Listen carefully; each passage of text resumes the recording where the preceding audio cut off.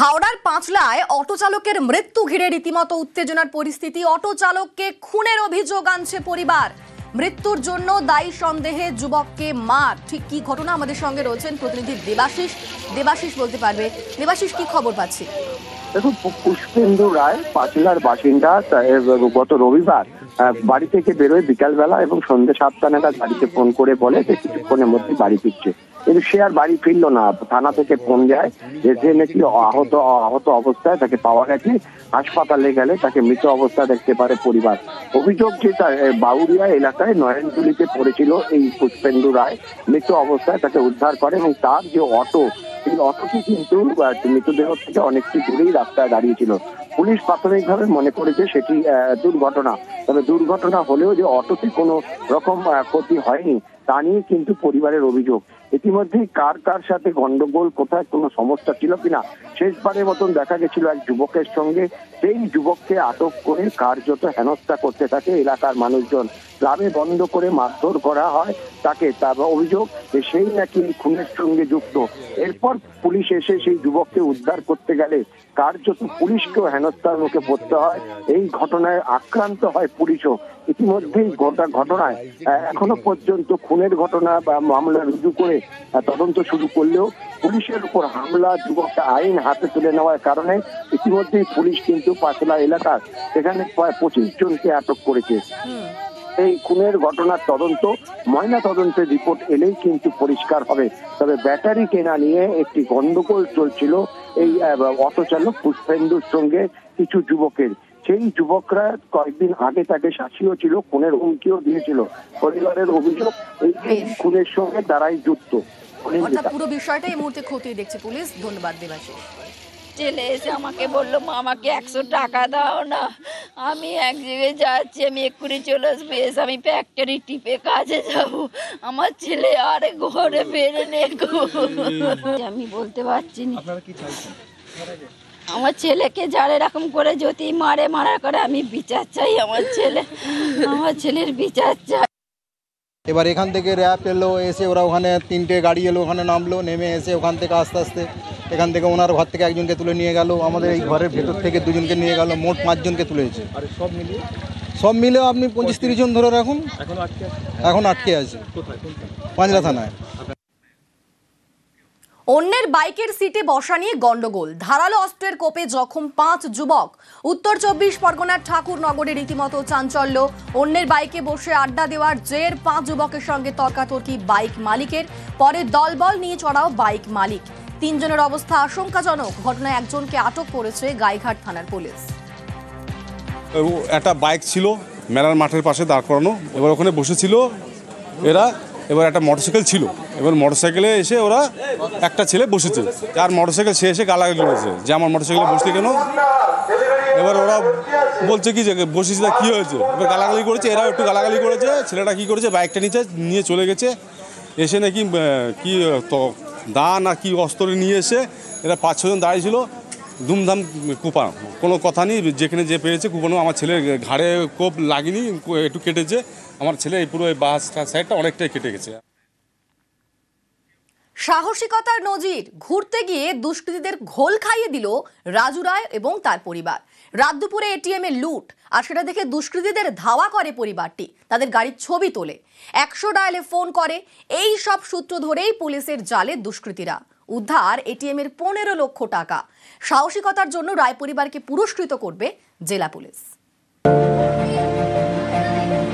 রাস্তাঘাটে কিছু ঘটলে অনেকেই এখন মুখ ফিরিয়ে নেন, কিন্তু জলপাইগুড়ি শহরের বাসিন্দা রাজু রায় তা করেননি।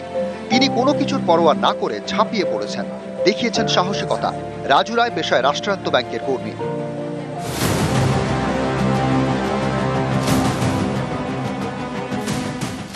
শুক্রবার রাতে পরিবারকে নিয়ে ঘুরতে বের হন। জলপাইগুড়ি শহর থেকে যাচ্ছিলেন লাটাগুড়ি। গাড়ি চালাচ্ছিলেন রাজু। রাত তখন প্রায় 1:45। রাজু দেখেন একটি এটিএম এর সামনে কয়েকজন দাঁড়িয়ে, ভেতরে আগুনের ফুলকি। এতে সন্দেহ হয় রাজুর। ততক্ষণে তাদের গাড়ি কিছুটা এগিয়ে গিয়েছে। কিছুটা পিছন ফিরতেই দেখেন একটি গাড়িতে কতগুলি বাক্স তোলা হচ্ছে। এটা দেখে ব্যাংক কর্মী রাজু বুঝে যান এটিএম লুট হয়েছে। কোলবাড়ি নাগাদ একটা এটিএম আমাদের সামনে যখন রাস্তার মধ্যে আমি দেখছি চোখের মধ্যে কিছু মুখোশ পরি কাপড় লোকরা ওখানে তারা স্করপিওতে বড় বড় বাক্স এগুলো তোলা শুরু করেছিল। আমার সন্দেহ হয়ে গেছিল। কিন্তু তখন অনেক রাত, সঙ্গে স্ত্রী, 2 সন্তান এবং আত্মীয়। এই অবস্থায় এটিএম লুট বুঝতে পারলেই বা কি করার আছে। রাজু রায় কিন্তু এরকম ভাবেননি। তিনি সাহসিকতার পরিচয় দিয়ে দুষ্কৃতীদের গাড়ি ধাওয়া করতে শুরু করেন। প্রায় 30 কিলোমিটার রাস্তা ধাওয়া করেন রাজু। মোবাইল ফোনে এর ভিডিও করতে থাকেন তার স্ত্রী। তারপর এই ভিডিও পুলিশকে শেয়ার করেন। একই সঙ্গে 100 ডায়ালেও ফোন করেন। সেই মতো জলপাইগুড়ির বিভিন্ন জায়গায় শুরু হয়ে যায় নাকা চেকিং। গোশালা মোড় থেকে জঙ্গলের রাস্তা ধরে এগোচ্ছিল দুষ্কৃতীদের গাড়ি। গজলডোবায় নাকা চেকিংয়ে তাদের গাড়ি ধরা হয়। তখন গাড়ি ছেড়ে পালানোর চেষ্টা করে 5 দুষ্কৃতী। ঢুকে পড়ে জঙ্গলে। সেখানে তল্লাশি চালায় পুলিশ। গ্রেপ্তার করে 3 জনকে। ধৃতদের থেকে উদ্ধার হয় এটিএম থেকে লুট করা 15 লক্ষের বেশি টাকা। 100 ডায়াল করি, তারপরে আমি গাড়ি চেস করছিলাম। স্করপিওটা দুরন্ত স্পিডে আমাদেরকে কভার করে চলে গেল। আমরাও চেস করতে করতে তার পিছনে যেতে থাকি। সেই গাড়ি আবার পিছনে আমাদেরকে ওভারটেক করে ফুল স্পিডে বেরিয়ে যায়। তখন আমার ডাউটটা আরো ক্লিয়ার হয়। তখনই তৎক্ষণাৎ নাগাদ আমি আবার থানায় ফোন করি যে না, এবার গাড়ি হচ্ছে মেন রোডে উঠে গেছে। যে ওখানকার যে লোকাল যে গোশালা থানা পুলিশ, সেখানে ব্যারিকেড দেয়। আমি আজকে যদি ওদেরকে ইনফর্ম না করতাম, আমিও যে এরিয়ায় সাধারণ পাবলিকের মতো চলে যেতাম, তাহলে হয়তো এই ঘটনাটা আরো এরা ক্রিমিনাল অন্য জায়গায় ক্রাইম করতেই থাকতো, চলতেই থাকতো। সেদিন প্রচন্ড ভয়ের মধ্যে ছিলাম আমরা। ওদের কাছে আগ্নেয়াস্ত্র কিছু থাকতেই পারতো, যে আমাদের হয়তো গুলি করে দিত, আমরা আর বাঁচতাম না, বা অনেক কিছুই করতে পারতো। কিন্তু সেই ক্ষেত্রে আমরা এক পাও পিছাইনি, তাও এগিয়ে গেছি। যে একটা সরকারি জায়গা থেকে কিছু টাকা পয়সা বের করে নেওয়া বিশাল বড় ব্যাপার। পুলিশদের ইনফর্ম করে, ভিডিও করে, যেভাবে ওদের পিছে করেছি আমি, একটা সাধারণ গৃহবধূ হয়ে যে আমি এত একটা বড় স্টেপ নিতে পেরেছি। আর দুষ্কৃতীদের ধরতে পেরেছে পুলিশরা আমাদের জন্য। হ্যাঁ, মুখোশ খুলে দিতে পারা সেই ক্ষেত্রে ভীষণ প্রাউড ফিল হচ্ছে। এটিএম লুটে ধৃত 3 দুষ্কৃতী। তাদের মধ্যে একজন আশরুফ খান, দিল্লি পুলিশের প্রাক্তন কনস্টেবল। দুর্নীতিতে জড়িত থাকার অভিযোগে 2016 সালে তাকে চাকরি থেকে বরখাস্ত করা হয়। পুলিশের দাবি, এটিএম লুটের মূল পান্ডা আশরুফ। গত মার্চ মাসে রায়গঞ্জে একটি এটিএম লুটের ঘটনাতেও জড়িত। এই গ্যাংকে ধরিয়ে দেওয়ার জন্য ব্যাংক কর্মী এবং তার পরিবারকে পুরস্কৃত করবে জেলা পুলিশ। একটা গাড়ির ভিডিও বানিয়ে রেখেছিল ওনার নিজের গাড়ি থেকে, এই গাড়িটা হতে পারে। আমাদের আরটি অফিসার ইনফরমেশন পেয়েছে, ওর সঙ্গে সঙ্গে ওই এরিয়াটা ওই এটিএম দিকে দৌড়েছে আর থানাতে ইনফর্ম করেছে। যারা ইনফরমেশন দিয়েছে ওনাদেরকে আমরা সম্মানিত করব। যারা এই পরিবার যেটা এত রাত্রে এত অ্যালার্ট, রাত 1টার সময় ওরা অ্যালার্ট ছিল, ছোট 10 সেকেন্ডেই ভিডিও করে ওরা পৌঁছে দিয়েছে।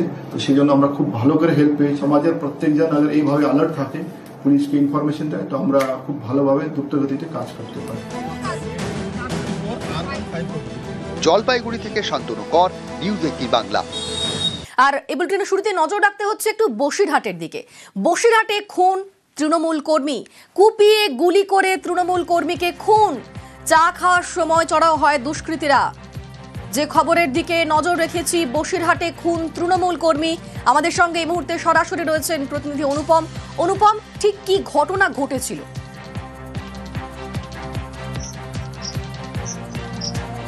দেখো, এই যে গতকাল রাতে বসিরহাটের গোটরা পঞ্চায়েতের ঘোনা বলে যে এলাকা, সেখানে আনোয়ার হোসেন গাজী বলে 24 বছর বয়সী এক তৃণমূলের সক্রিয় কর্মী, সে তার গ্রামেরই একটি চায়ের দোকানে বসে চা খাচ্ছিল। সেই সময় কয়েকজন দুষ্কৃতী সেখানে এসে অতর্কিতে তার উপরে হামলা চালায়। প্রথমে মারধর করে, তারপরে তাকে ধারালো অস্ত্র দিয়ে সেখানে কোপায় এবং তারপরে সেখানে গুলি করে দুষ্কৃতীরা পালায়। এবং এলাকার মানুষ তড়িঘড়ি কিন্তু সেই আনোয়ার হোসেন গাজীকে তুলে নিয়ে বসিরহাট সুপার স্পেশালিটি হাসপাতালে নিয়ে গেলে তাকে কিন্তু মৃত বলে ঘোষণা করে। যদিও এই বিষয়ে যে আনোয়ার হোসেন গাজী, তার পরিবারের পক্ষ থেকে কিন্তু যেটা বলা হচ্ছে যে গ্রামের যেসব দুষ্কৃতীরা আছে তাদেরই এই ঘটনা ঘটিয়েছে, তারা এই ঘটনাটা ঘটিয়েছে।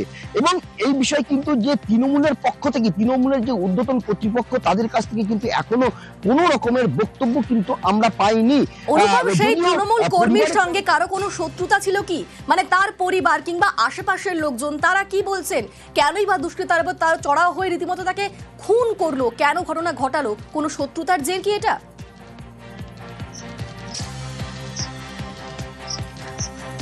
দেখো শত্রুতার যে কিনা সেটা কিন্তু একটা বড় প্রশ্ন। তার কারণ তার পরিবারে তার আনোয়ার হোসেন গাজীর কাকা যেটা বলছে যে এই গ্রামেরই দুষ্কৃতীরা তাকে খুন করেছে। এখানেই কিন্তু একটা প্রশ্ন থেকেই যায় যে তার কাকা কেন বললো যে গ্রামের দুষ্কৃতীরাই তাকে খুন করেছে।